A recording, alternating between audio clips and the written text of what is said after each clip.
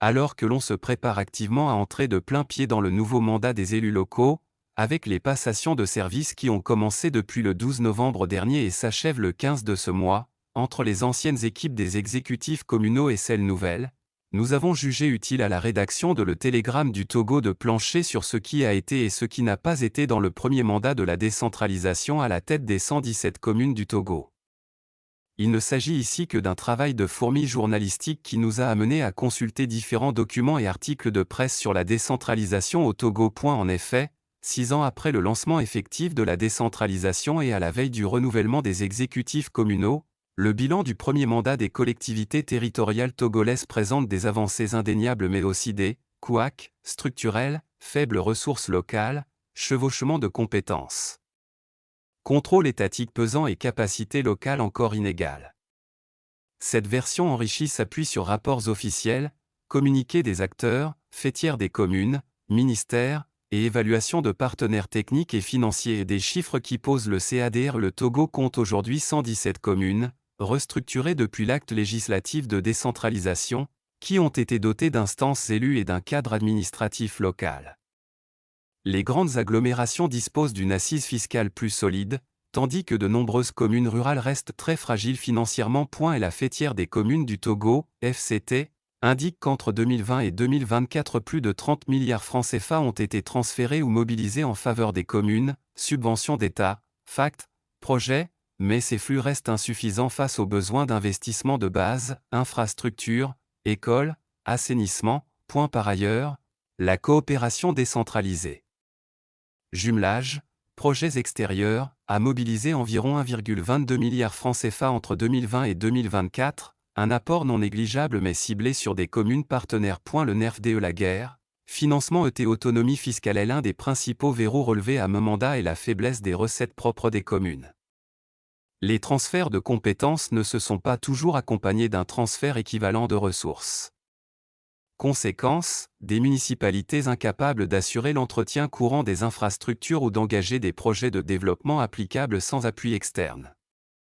La FCT et plusieurs partenaires plaidèrent dès 2024-2025 pour un renforcement du fonds d'appui aux collectivités, FACT-FADEC, ainsi que pour des mécanismes de financement innovants, fonds déconcentrés, partenariats public-privé, accès facilité au crédit d'investissement. Ce diagnostic est confirmé par les audits et contrôles récents. La Cour des comptes a publié des rapports d'exécution et de gestion sur plusieurs communes, exemple Amou, montrant des lacunes dans la tenue des comptes et la justification de dépenses, rappelant la nécessité d'un renforcement des systèmes comptables locaux. Capacité technique et gouvernance locale, progrès MEIN accent aigu GALIT accent aigu S. Des programmes d'appui à la professionnalisation des administrations communales ont été lancés, le programme décentralisation et gouvernance locale, PRODGOL, appui GIZ, accompagne notamment la planification stratégique, la tenue de plans de développement communal, PDC, et la transparence budgétaire dans une vingtaine de communes partenaires. Le document programme souligne que la participation citoyenne est au cœur des interventions, avec la mise en place d'outils comme les bureaux du citoyen et les budgets participatifs.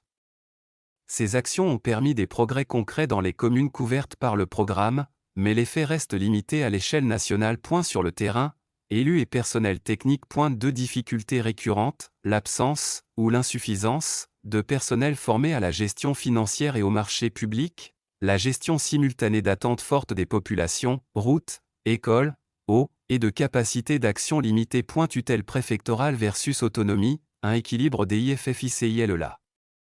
Loi de décentralisation prévoit des mécanismes de contrôle et de coordination entre l'État, préfecture, et les communes. Dans la pratique, certains maires dénoncent une tutelle trop présente, qui bride leur marge de manœuvre opérationnelle, tandis que des préfets soulignent l'inexpérience de nombreux élus dans la conduite d'actions publiques locales.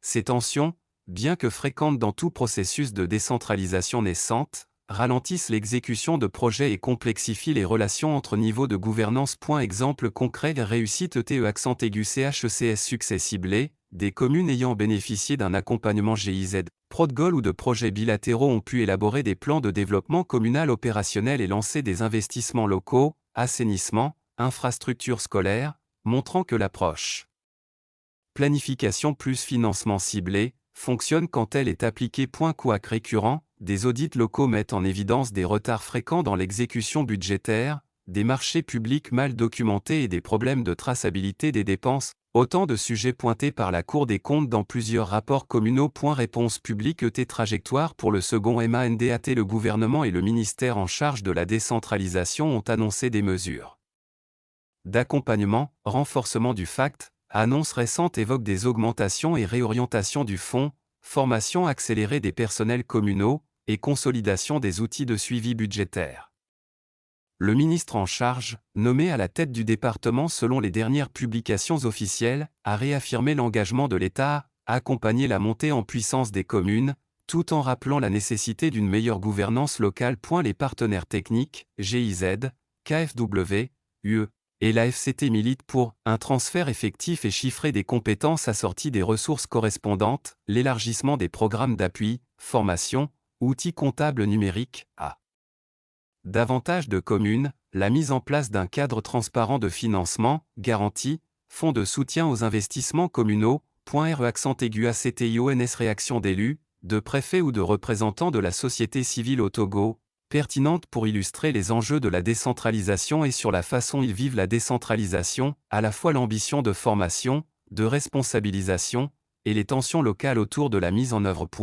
Avec cette plateforme, e-learning, pour les collectivités locales, chaque acteur local pourra désormais se former à son rythme, accéder à des contenus actualisés, échanger des expériences et renforcer son expertise dans un environnement d'apprentissage interactif et convivial.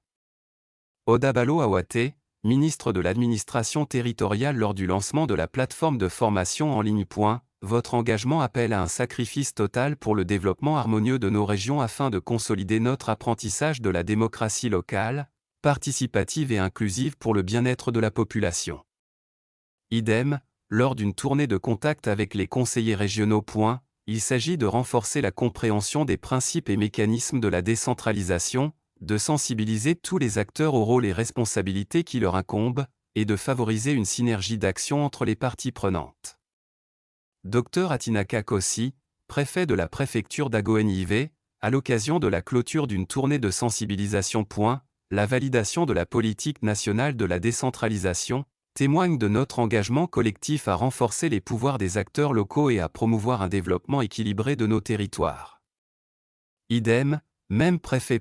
L'humilité doit être une caractéristique des femmes pour faire d'elles des leaders hors pair. Adjo Agbaglo, maire de la commune Zio 2, lors d'un échange sur le leadership féminin dans les collectivités locales. Le maire n'accorde aucune importance à la loi sur la décentralisation et va même dire que c'est des formalités.